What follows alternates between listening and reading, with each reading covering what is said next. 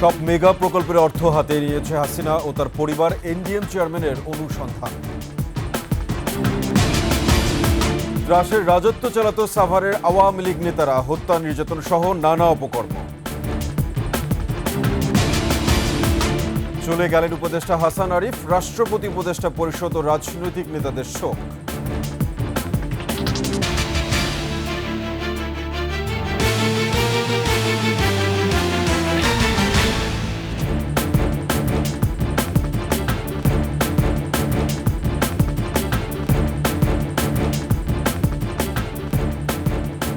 শুনছিলেন সংবাদ শিরোনাম, আমন্ত্রণ ২১ সংবাদে, সাথে আছে আমি সাব্বির আহমেদ। দর্শক, ২১ টেলিভিশনের সংবাদ একই সাথে সরাসরি দেখতে পাবেন আমাদের ফেসবুক পেজ www.facebook.com/2124 অনলাইনে।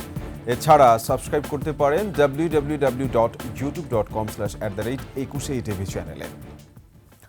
সকল মেগা প্রকল্পে শেখ হাসিনা ও তার পরিবারের দুর্নীতির সম্পৃক্ততার তথ্য রয়েছে।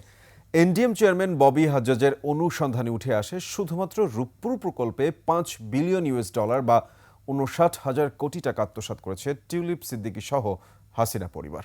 অন্য সব দুর্নীতির অনুসন্ধান চলছে বলে জানিয়েছেন তিনি। ২১ টেলিভিশনকে ববি হাজ্জাজ বলেন, দেশের মানুষের স্বার্থে অন্যান্য প্রকল্পের দুর্নীতি খোঁজা হচ্ছে। মফির রহমানের রিপোর্ট। যুক্তরাজ্যের অর্থ মন্ত্রণালয়ের অর্থনীতি বিষয়ক মন্ত্রী শেখ রেহানা কন্যা টিউলিপ সিদ্দিকী। দেশটির আর্থিক খাতে দুর্নীতি বন্ধের দায়িত্বে আছেন তিনি। এবার তার বিরুদ্ধেই আর্থিক দুর্নীতির অভিযোগ উঠেছে। অভিযোগ রয়েছে, টিউলিপ বাংলাদেশে বেশি অর্থ ব্যয়ে একটি নতুন পারমাণবিক বিদ্যুৎ কেন্দ্র নির্মাণের চুক্তি করার ক্ষেত্রে ২০১৩ সালে মধ্যস্থতা করেছিলেন। চুক্তির মূল্য থেকে আরও কয়েক কোটি ডলার বেশি দেখিয়ে প্রকল্প ব্যয়ের নাম করে এই অর্থ আত্মসাৎ করেন তিনি। এ বিষয়ে আদালতে মামলা করেন ববি হাজ্জাজ। এ মামলায় শেখ হাসিনা, শেখ রেহানা, সজীব ওয়াজেদ জয়, টিউলিপ সিদ্দিকী এবং তারেক আহমেদ সিদ্দিকীর নাম রয়েছে। ববি হাজ্জাজ বলেন, রূপপুর প্রকল্প থেকেই দুর্নীতির মাধ্যমে টিউলিপ সিদ্দিকী ও তার পরিবার লুট করেছে $5 বিলিয়ন। জড়িত ছিলেন টাকা পাচারের সাথেও। $5 বিলিয়ন একটা প্রকল্প থেকে, এত বড় দাগে একটা প্রকল্প থেকে এছাড়া হয়নি। যতগুলো মিটিং রাশিয়ান বড় পর্যায়ের নেতৃবৃন্দর সাথে হয়েছে, প্রত্যেকটার সাথে টিউলিপ সিদ্দিকী জড়িত ছিল।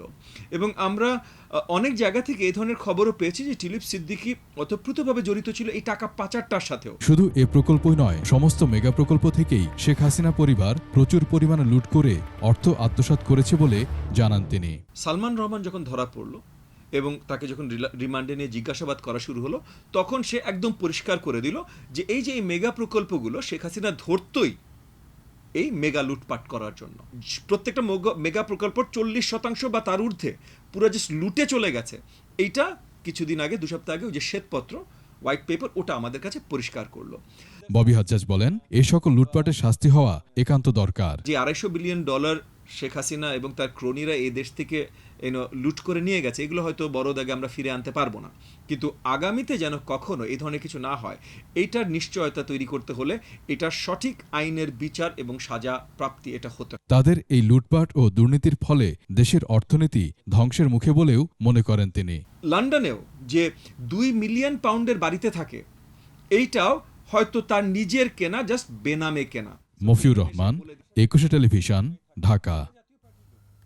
প্রকাশ্যে আগ্নেয়াস্ত্র ব্যবহার, হত্যা, নির্যাতন সহ নানা অপকর্ম করে শিল্পাঞ্চল সাভার আশুলিয়ায় ত্রাসের রাজত্ব কায়েম করেছিল ক্ষমতাসীন আওয়ামী লীগের নেতারা। ক্ষমতার রাজনীতিকে ঢাল বানিয়ে চলত নিপীড়ন, নির্যাতন। জুলাই আন্দোলনের ছাত্র জনতার উপর গুলি করারও অভিযোগ আছে তাদের বিরুদ্ধে। হাসিনা সরকার পতনের পর আত্মগোপনে রয়েছে তারা। সাভার প্রতিনিধি আরিফুল ইসলাম সাব্বিরের তথ্যচিত্রে ডেস্ক রিপোর্ট।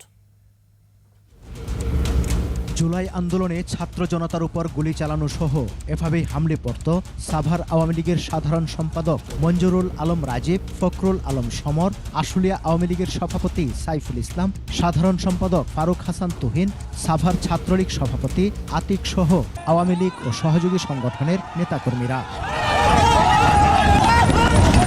টানা 15 বছর আওয়ামী শাসনামলে শিল্পাঞ্চল সাভার ও আশুলিয়ায় অপরাধের রাজত্ব প্রতিষ্ঠা করেছিলেন এই নেতাকর্মীরা।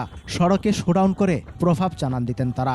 নেপথ্যে তাদের পৃষ্ঠপোষকতা দিতেন তালুকদার তৌহিদ চং মুরাদ ও সাবেক প্রতিমন্ত্রী ডাক্তার এনামুর রহমান। তাদের জুলুম নির্যাতনের ভয়ে প্রতিবাদের সাহস ছিল না কারো। 5 আগস্টের পর প্রভাবশালী এসব আওয়ামী লীগ নেতাদের কেউ দেশেই গা ঢাকা দিয়েছেন, কেউ পালিয়েছেন ভারত সহ মধ্যপ্রাচ্যের কোনো দেশে। তাদের আইনের আওতায় আনার দাবি এলাকাবাসীর। আতিক বাহিনী এবং রাজীব বাহিনী প্রকাশ্যে গুলি করে বিগত সময়ে মানুষ হত্যা করে মেরেছে। আওয়ামী লীগের দলীয় লোকজন যে নির্যাতন চালিয়েছে, আমি তাদের বিচার দাবি করছি। যতদিন পর্যন্ত প্রশাসন এদেরকে অ্যারেস্ট না করবে, আমাদের সাভারবাসীর অন্তরে শান্তি আসবে না। অপরাধের সঙ্গে জড়িতদের দৃষ্টান্তমূলক শাস্তির দাবি জুলাই আন্দোলনের সংগঠক ও রাজনৈতিক নেতাদেরও। সাভার এবং আশুলিয়ায় বৈষম্যবিরোধী ছাত্র আন্দোলনের ব্যানারে আন্দোলনরত ছাত্র জনতার উপর যে ধ্বংসযজ্ঞ চালানো হয়, সেই হামলার নেতৃত্ব ছিল সাভার এবং আশুলিয়ার আওয়ামী লীগ, ছাত্রলীগ এবং যুবলীগের নেতাকর্মীরা। যারা এই ধরনের ন্যাক্কারজনক কাজ করেছে, গণহত্যা করেছে, ছাত্র শ্রমিক জনতাকে হত্যা করেছে, তাদের কোনো মাপ হবে না। জুলাই আন্দোলনে প্রকাশ্যে ছাত্র জনতা হত্যা ও বিভিন্ন অপরাধের অভিযোগে 4 মাসে শতাধিক মামলা হয়েছে। পুলিশ বলছে অপরাধীদের আইনের আওতায় আনার চেষ্টা চলছে। সাভার, আশুলিয়া, ধামরাই 3 থানাতেই প্রায় 100-র মতো মামলা হয়েছে এবং অসংখ্য আসামি রয়েছে। তাদের অনেককে আমরা গ্রেপ্তার করেছি এবং অনেককেই গ্রেপ্তারের চেষ্টা অব্যাহত রয়েছে। তো আমরা তারা যেখানেই থাক না কেন তাদেরকে আমরা আইনের আওতায় নিয়ে আসব।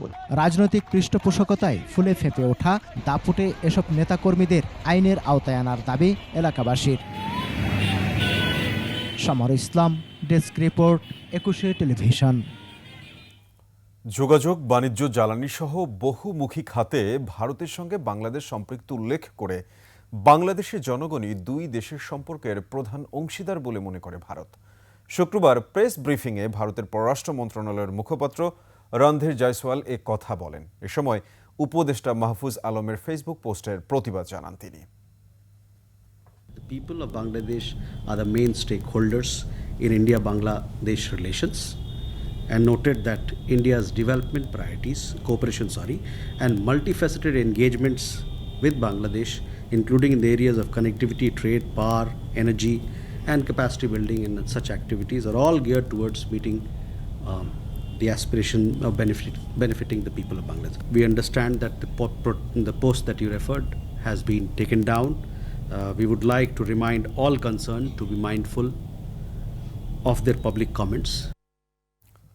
চলে গেলেন অন্তর্বর্তী সরকারের বিমান ও পর্যটন এবং ভূমি উপদেষ্টা AF হাসান আরিফ।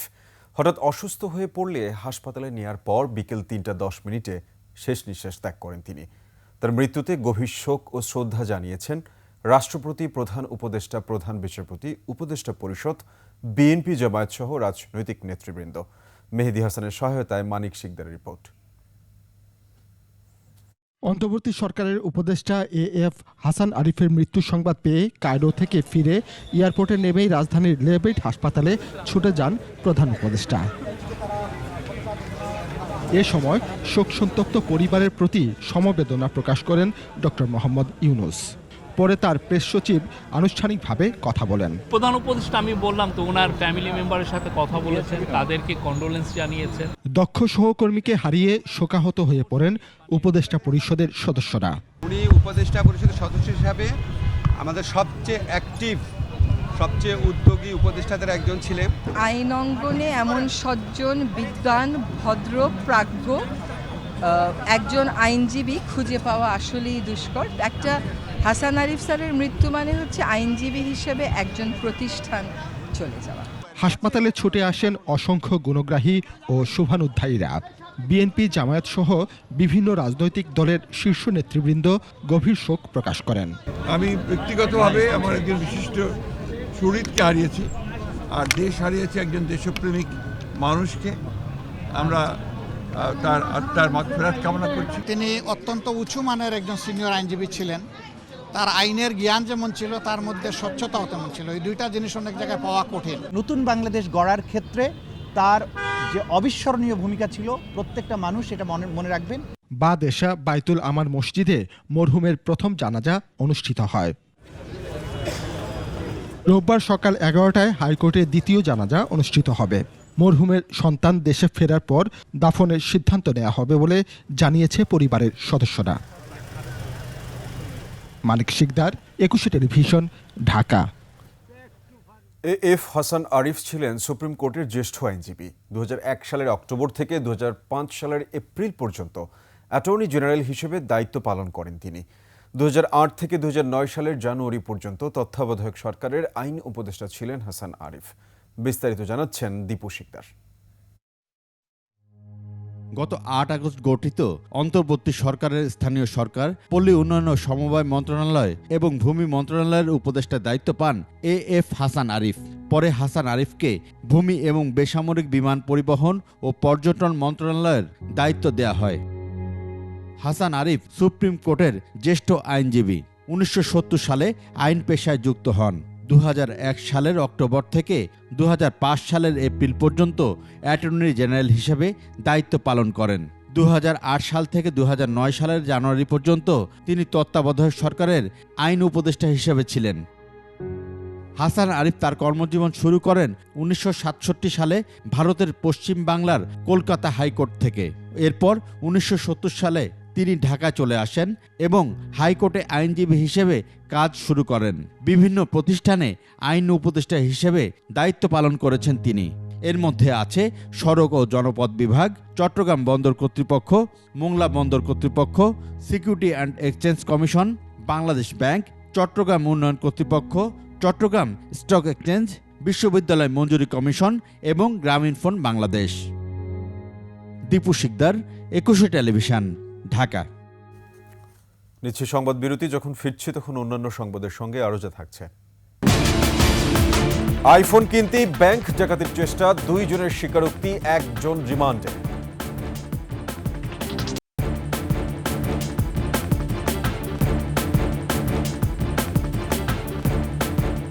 আবারও 21 সংবাদ। আইফোন কিনতেই ব্যাংক ডাকাতির চেষ্টা করেছিল 3 জন।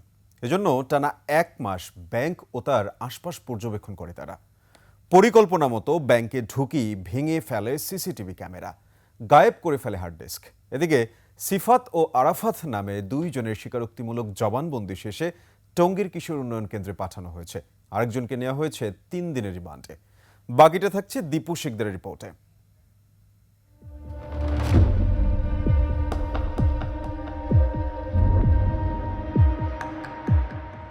বৃহস্পতিবার দুপুরে ঢাকার দক্ষিণ কেরানীগঞ্জের চুনকুটিয়া পাকাপোল এলাকায় রূপালী ব্যাংকের জিঞ্জিরা শাখায় ডাকাতরা প্রবেশ করে। 3 জনের সেই দল ব্যাংকের কর্মকর্তা, কর্মচারী, গ্রাহকদের জিম্মি করে। পরে সন্ধ্যায় নিরাপত্তা বাহিনীর কাছে আত্মসমর্পণের পর জানা যায় তাদের কাছে ছিল খেলনা পিস্তল, ছুরি ও ড্রিল মেশিন। Emergency operation. ওই দিন ব্রিফিংয়ে পুলিশ জানিয়েছিল মরণাপন্ন এক কিডনি রোগীর চিকিৎসার জন্য তারা ব্যাংক লুটের চেষ্টা করে। মৃত্যুশয্যায় একটা রোগীকে, কিডনি পেশেন্টকে বাঁচানোর জন্য তাদের টাকা দরকার, এই টাকাটা তারা দিতে চায় সেখানে। তবে শুক্রবার সেই বক্তব্য থেকে সরে আসলো পুলিশ। এখন বলছে আইফোন কিনতেই ব্যাংক লুটের চেষ্টা। তাদের আইফোন কিনতে হবে, এই কারণে বেসিক্যালি টাকার প্রয়োজনে তারা পরিকল্পনা করে এই ডাকাতির দস্যুতার সংগঠনটা ঘটেছে। আনুমানিক 1 মাস পূর্ব থেকে তারা প্ল্যান করছে যে এই ধরনের একটা ঘটনা ঘটাবে। ব্যাংকের ভেতর সিসিটিভির ফুটেজ নিয়েও তৈরি হয়েছে ধোঁয়াশা। না, এখনো সিসিটিভি ফুটেজটা পাই নাই। সিসিটিভির ব্যাংকের কর্মকর্তাদের সঙ্গে কথা হয়েছে, তারা বলছিল যে ডাকাত দল সদস্যরা যারা দস্যুতা ঘটিয়েছে তারা সিসি ক্যামেরার ডিভিআরটা ভেঙে ফেলেছে, বাট আমরা সেটার ভাঙা অংশটুকু পাইনি। এদিকে ওই ঘটনায় এখনো এলাকায় চাপা আতঙ্কে রয়েছে মানুষ। যে তার কাছে পিস্তল, তো আমি তার পিস্তলটা দেখে বুঝতে পারছি এটা খেলনা পিস্তল। আমি আমার কিছু এলাকাবাসীর লোকজন নিয়ে ব্যাংকে যাই, ব্যাংকের থেকে গেট লাগা তালা মেরে দিই। স্থানীয়রা বলছেন জিম্মিদের উদ্ধারে এগিয়ে গেলে তাদের গুলি করার হুমকি দেয় ডাকাতরা। আমরা অনেকেই ছিলাম, বলছে গুলি করে দিমু, সরে যা। তাদেরকে মনে হয় না যে তারা এরকম সাধারণ কোনো ঘরের ব্যক্তি। এরা কিশোর গ্যাংয়ের কেউ কিনা তা খতিয়ে দেখা হচ্ছে বলে জানায় পুলিশ। দীপু শিকদার, 21 টেলিভিশন, ঢাকা। এবার আভিবা ফিন্যান্স লিমিটেড বাণিজ্য সংবাদ।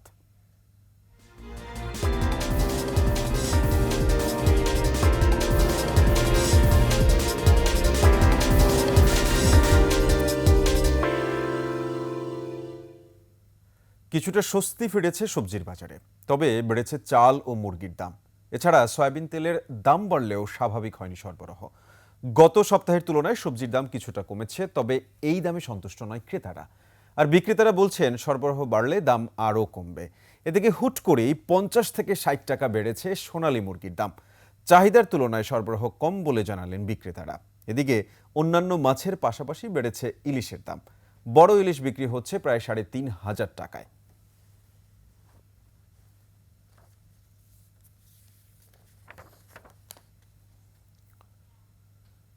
4,000 মেট্রিক টন চিনি উৎপাদনের লক্ষ্য নিয়ে চুয়াডাঙ্গার দর্শনা কেরু চিনিকলের আখ মাড়াই শুরু হয়েছে। আনুষ্ঠানিক উদ্বোধন করেন বাংলাদেশ চিনি ও খাদ্যশিল্প কর্পোরেশনের চেয়ারম্যান ডক্টর লিপিকা ভদ্র। এর আগে আলোচনা সভা অনুষ্ঠিত হয়। চলতি মৌসুমে 5,115 একর জমিতে আখ চাষ হয়েছে, যার মধ্যে কৃষকের জমি 3,455 একর ও কোম্পানির নিজস্ব জমি 1,645 একর। এবছর 70,000 মেট্রিক টন আখ মাড়াই করা হবে, যা থেকে চিনি উৎপাদনের লক্ষ্যমাত্রা ধরা হয়েছে 4,200 মেট্রিক টন। এই সাথে শেষ করছি 21 সংবাদ। যাবার আগে সংবাদ শিরোনামগুলো আরও একবার। সব মেগা প্রকল্পের অর্থ হাতিয়ে নিয়েছে হাসিনা ও তার পরিবার, এনডিএম চেয়ারম্যানের অনুসন্ধান। ত্রাসের রাজত্ব চালাতো সাভারের আওয়ামী লীগ নেতারা, হত্যা নির্যাতন সহ নানা অপকর্ম। চলে গেলেন উপদেষ্টা হাসান আরিফ, রাষ্ট্রপতি, উপদেষ্টা পরিষদ ও রাজনৈতিক নেতাদের শোক।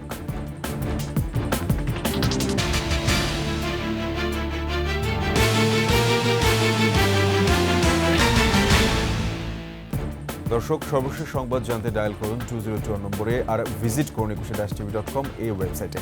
ফেসবুকে ভিজিট করতে পারেন www.facebook.com/ekushe24 অনলাইনে।